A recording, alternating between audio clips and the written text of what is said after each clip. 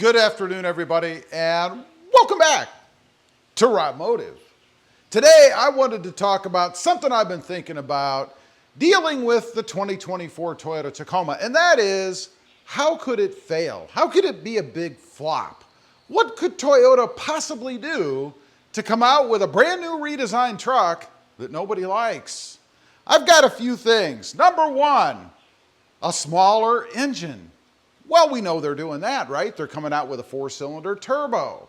Now, there's rumor that they may also include a V6. I don't know. That's going to be interesting to see because I don't know how they could come out with a whole new redesigned truck with all of the mechanicals and points that you screw everything down and all that stuff and still fit a different engine in it. It'd almost be like they'd have to run two different lines. I can't see that. But there's rumor. You know, the internet's always right. We shall see. Number two, poor or minimal fuel economy improvement. You know, one of the, I think, big reasons for going with the 4-cylinder is to increase fuel efficiency, to come out with something that gets better gas mileage. Now, what if they come out with a truck and it only gets a couple miles per gallon more? You know, the Tundra kind of did the same thing, right? And I hear lots of reports about the new Tundra not getting that much better fuel economy or gas mileage. Now, it does get better, but somewhere there's a limit, right? Where us, the buyers, look at it and go, gee, 1.5 miles per gallon? I've gotten rid of my V6 for a 4-cylinder for 1.5 miles per gallon? We don't know what that line is. You and I, the consumers, will determine that, but it's a risk that Toyota is going to take if they don't give us a truck with a 4-cylinder turbo that gets at least, pick a number, I don't know, 6 to 10 more miles per gallon, something like that. And maybe that's a little bit low. We shall see. Number three, it's ugly. Now, we don't really know yet. I mean, I've seen renderings and all that stuff, as most of you probably have, and the truck looks pretty good. But all Toyota has shown us are these silhouetted pictures with a couple of real close-ups highlighting what seems to be their partnerships with aftermarket companies. I think there's going to be a lot of that kind of stuff in the Tacoma. Probably a good way for Toyota to save a little bit of money. But what happens if the truck comes out, we look at it, again, I'll go back to the Tundra.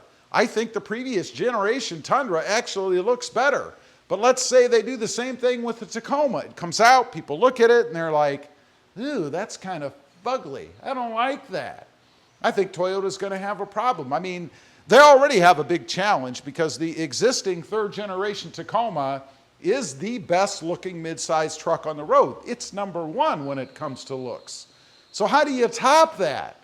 It's going to be difficult to do. I hope Toyota can, but we're going to see.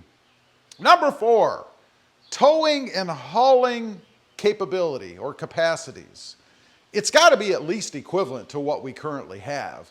Now, that's going to be interesting to see because they're putting a smaller engine in it. Doesn't mean they can't tune it right so they can get the same kind of numbers out of it, but are they going to be able to exceed that?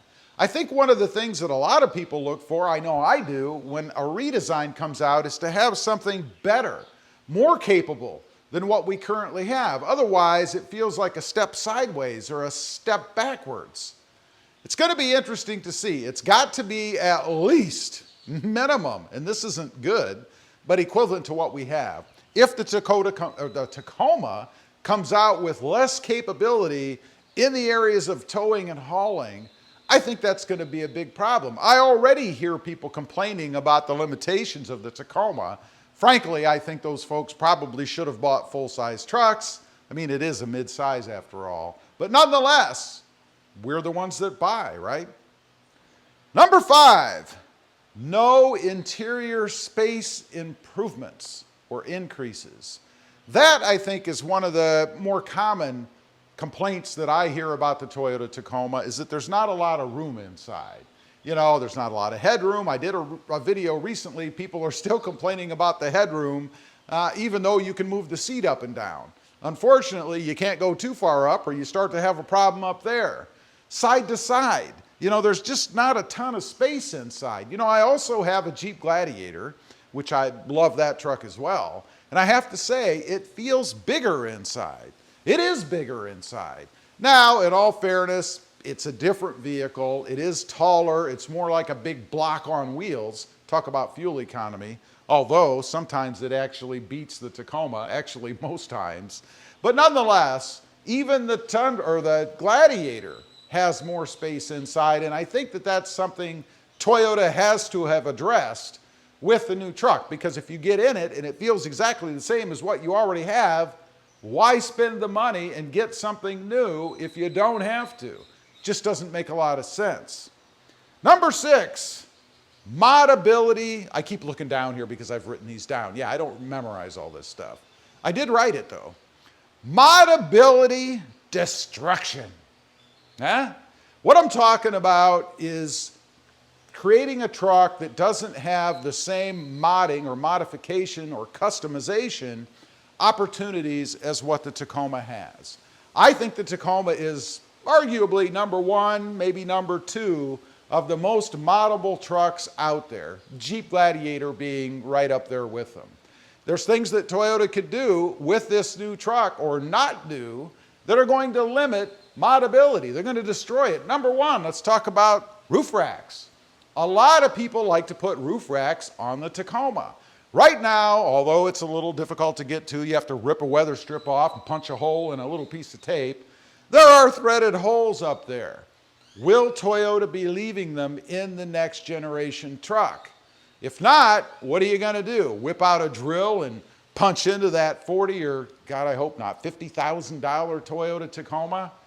Not something I'd be wanting to do. How about steps and rock rails? You know, right now, as far as steps go anyway, there are threaded holes underneath, little caps in them. You pop the cap out, you've got the hole. The aftermarketers do a great job of giving you brackets and things that you can screw in to put steps on. What if Toyota gets rid of that? Or changes the way that they do it? What if they weld on side steps? You can't replace them then. It's possible. I don't think they'd do something like that. That would destroy the aftermarket people who provide side steps and things, at least after the 3rd generation goes away. But hopefully they don't do anything crazy like that. What about technology advancement? Let's say that the truck is so technologically advanced that you can't do anything to it. In other words, you can't change the headlights because there's a sensor in there that's going to throw errors or not even work because it draws voltage a different way. The radio, you can't hook a front-facing camera up to it because it won't allow for it. It's too sensitive. Wheels and tires. Is that 4-cylinder turbo going to be able to haul those big, heavy things around? Assuming there's even room in the wheel wells to put them in. Who knows? Modability destruction. That's something that probably would deter me from getting one altogether. I mean, I like to do mods and things, you know, like this. What if you can't put a different grill on the front? I don't know. Anyway, those are just a few things that Toyota can do to cause the new Tacoma to fail. What do you think? Do these things matter to you? I'd be curious to know. Also, real quick, I do have 2 additional channels. Mod Driven, all about the Honda Civic, and RobMotive JT, all about that Jeep Gladiator. Check them out, and if you're interested, why not subscribe? And while you're at it, smash the subscribe button here too. Thanks for watching. Stay safe out there. Bye.